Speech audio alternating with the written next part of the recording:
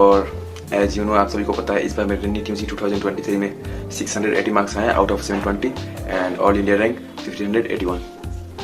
Finally मेरा जो interview वाला वीडियो था वो PW विद्यापीठ कोटा पे अपलोड हो गया है और मैंने उसमें ढेर सारा कमेंट पढ़ा और उसमें काफ़ी बच्चों का क्वेरी था कि भैया मेरा फिजिक्स में नंबर नहीं आ रहे हैं, फिजिक्स समझ में नहीं आती, फिजिक्स में बहुत दिक्कत हो रही है। इसलिए मैंने सोचा कि आज फिजिक्स पे ही वीडियो बनाते हैं कि फिजिक्स में मैंने अपने जितने सारे प्रॉब्लम होते थे उसको कैसे क्लियर किया। आप चाहे ऑफलाइन में हो या फिर ऑनलाइन में हो, जब भी टीचर आते हैं पढ़ाते हैं तो ढेर सारा क्वेश्चन लाते हैं। तो मैं क्या करता था कि टीचर जितने सारे क्वेश्चन लाते थे पहले तो उन सभी क्वेश्चन को अच्छे से कंप्लीट करता था और कोई डाउट में फंसता था तो इंस्टेंटली मैं डाउट फैकल्टी या फिर टीचर से डाउट अपना क्लियर कर लेता था। उसके बाद हमको DP भी प्रोवाइड कराया जाता था, उसको अच्छे से कंप्लीट करता था, उसके डाउट सारे क्लियर कर लेते थे और उसके बाद जाता था मैं PYQ पे। 35 ईयर का सारे PYQ में चैप्टर बाई चैप्टर उसी तरह करता था। तो ऐसे करके मेरे एक चैप्टर के 150 से 200 क्वेश्चन बन जाते थे जो कि नीट के लिए इनफ है। उसके बाद जो मुझे टाइम बचता था तो मैं मॉड्यूल भी फिजिक्स का कर लेता था। अब बात रही कि बच्चे को फिजिक्स समझ में नहीं आती इसलिए नंबर इंक्रीज नहीं हो रहे हैं। तो फिजिक्स में क्या क्या इंपॉर्टेंट है, फिजिक्स में पहले इंपॉर्टेंट है आपको पार्टिकुलर चैप्टर के सारे फॉर्मूले याद होना चाहिए।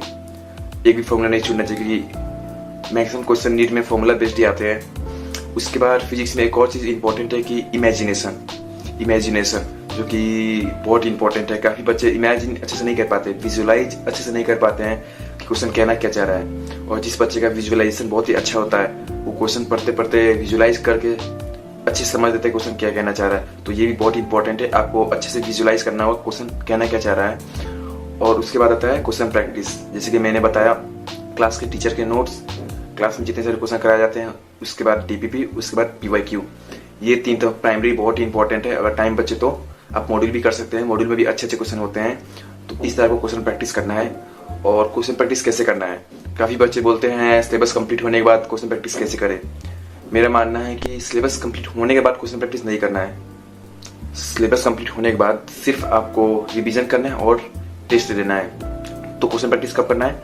क्वेश्चन प्रैक्टिस तब करना है जब क्लास में किसी पार्टिकुलर जो चैप्टर चल रहा हो, जैसे कि मान लो क्लास में करंट चैप्टर चल रहा है तो उसमें 2 वीक 3 वीक लगते हैं ना, तो उसी वीक में आपको जितने सारे क्वेश्चन प्रैक्टिस हो सके उतने सारे क्वेश्चन आपको कंप्लीट करना है। और जो जिस क्वेश्चन में आप फंस रहे हैं टीचर से डाउट लेके इंस्टेंटली उसको क्लियर करना है। तो मैं ऐसे ही करता था, जब तक क्लास में कोई पार्टिकुलर चैप्टर चल रहा है तब तक मैं अपना क्वेश्चन प्रैक्टिस करता था, PY भी करता था और कंप्लीट कर लेता था। जब चैप्टर क्लास में समाप्त हो जाता था मेरे क्वेश्चन प्रैक्टिस भी समाप्त हो जाते थे।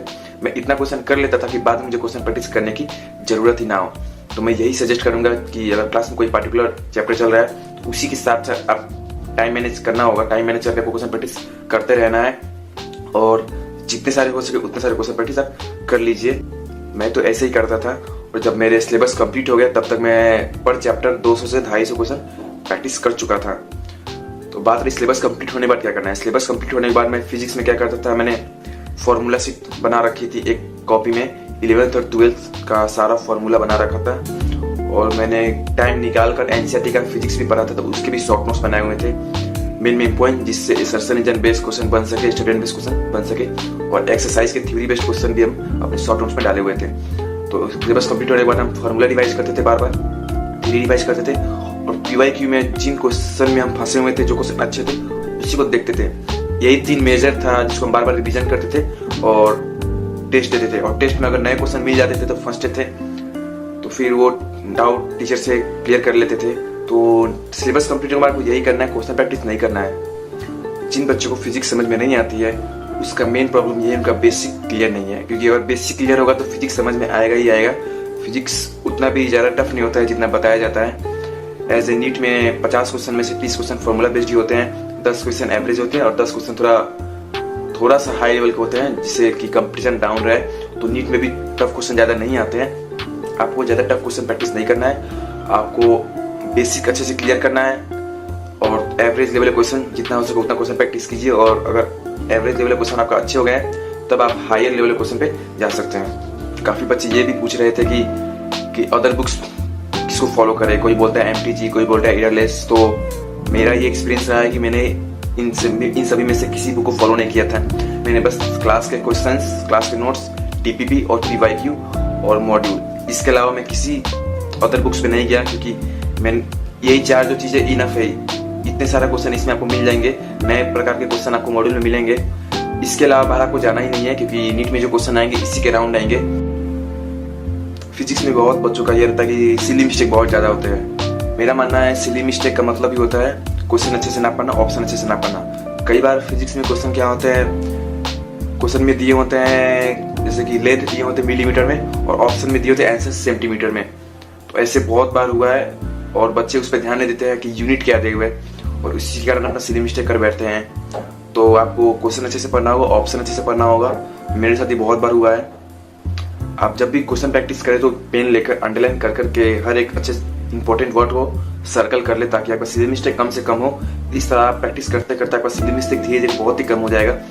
मेरा भी पहले 5 से 6 सिली मिस्टेक हर टेस्ट में होता था, उसको कम करते करते करते करते मेरा 2 से 3 सिली मिस्टेक ही होते थे। सिली मिस्टेक तो होंगे ही, हर बच्चे के साथ होते हैं, ये नेचुरल, इसमें घबराने वाली बात कोई नहीं है। आपको जितना से जितना मिनिमम सिली मिस्टेक करना है उसको कंट्रोल कीजिएगा, अच्छे से क्वेश्चन प्रैक्टिस करके अंडरलाइन करते हुए क्वेश्चन प्रैक्टिस कीजिएगा।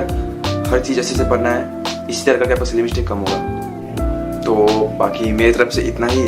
जिसको मैंने फॉलो किया, जिस स्ट्रेटजी के साथ मैंने फिजिक्स में प्रिपरेशन किया है, वो सभी आपसे शेयर कर दिया है। आई होप ये वीडियो आपको बहुत ही हेल्पफुल लगा हो, और सच में अगर आपको बहुत ही मददगार हो तो आप लाइक कर दीजिएगा, सब्सक्राइब कर दीजिएगा, और बाकी बच्चों को भी शेयर कर दीजिएगा। और मेरा नेक्स्ट वीडियो रहेगा केमिस्ट्री पे। केमिस्ट्री में मैंने किस स्ट्रेटजी के साथ पढ़ाई किया, जिसके कारण केमिस्ट्री में मेरे 155 आउट ऑफ 180 मार्क्स बन रहे हैं। हालांकि इस बार केमिस्ट्री अच्छे लेवल के क्वेश्चन थे, तो केमिस्ट्री में ज़्यादा मेहनत करनी होगी। और तब तक के लिए ओके बाय, थैंक यू।